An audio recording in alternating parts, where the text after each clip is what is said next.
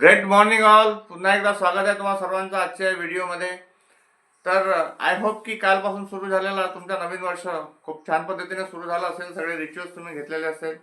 तर आपण काल बोललो होतो 6 फायनान्शियल रिझोल्युशन्सबद्दल बोललो होतो आणि त्याच्यापैकी आज जो पहिला रिझोल्युशन आपण बघणार आहोत तो आहे बजेट. तर आपल्या समाजामध्ये 3 प्रकारचे लोक राहतात. एक मध्यमवर्गीय, एक गरीब वर्ग आणि एक खूप श्रीमंत वर्ग. तर श्रीमंत वर्ग हा श्रीमंतच होत चाललेला आहे. मध्यमवर्गीय हा खाऊन पिऊन सुखी राहतो आणि गरीब व्यक्ती गरीबच राहत आहे. त्याचं कारण काय आहे? तर बजेट. आपण बजेट बनवत नाही. तर सर्वात आधी आपण गरीब माइंडसेटचा विचार करू. आपण काय करतो, कमावलेले पैसे जे आहे ते आपण सगळे खर्च करून टाकतो आणि महिन्याच्या शेवटपर्यंत आपल्या हातामध्ये काही उरत नाही. तर त्यामुळे त्यांची आर्थिक स्थिती जी आहे ती कधी उंचावू शकत नाही. दुसरा माइंडसेट आहे मिडल क्लास माइंडसेट.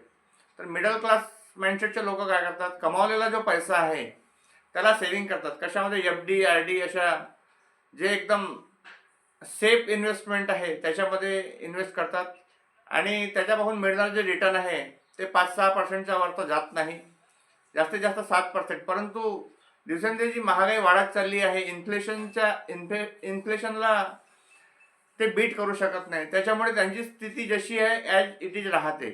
परंतु श्रीमंत लोक असं काय बजेट बनवतात की ते श्रीमंत लोक पुन्हा श्रीमंतच बनत चालले आहे. तर ते काय करतात, कमावलेला पैसा जो आहे तो सर्वात आधी इन्व्हेस्ट करतात. ते बचत करत नाही, सर्वात आधी इन्व्हेस्ट करतात आणि मग उरलेल्या पैशामध्ये आपले खर्च करतात.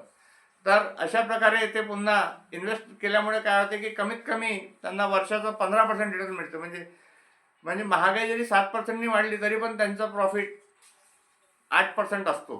तर त्यामुळे ते दिवसेंदिवस श्रीमंत बनत चालले आहे आणि आपण जिथे तिथे आहोत. तर आय होप की सर्वांना बजेटबद्दल समजलेलं असेल आणि आपल्याला काय करायला पाहिजे श्रीमंत होण्यासाठी ते तुम्हाला समजलं असेल. थँक्यू. भेटूया पुन्हा दुसऱ्या व्हिडिओमध्ये.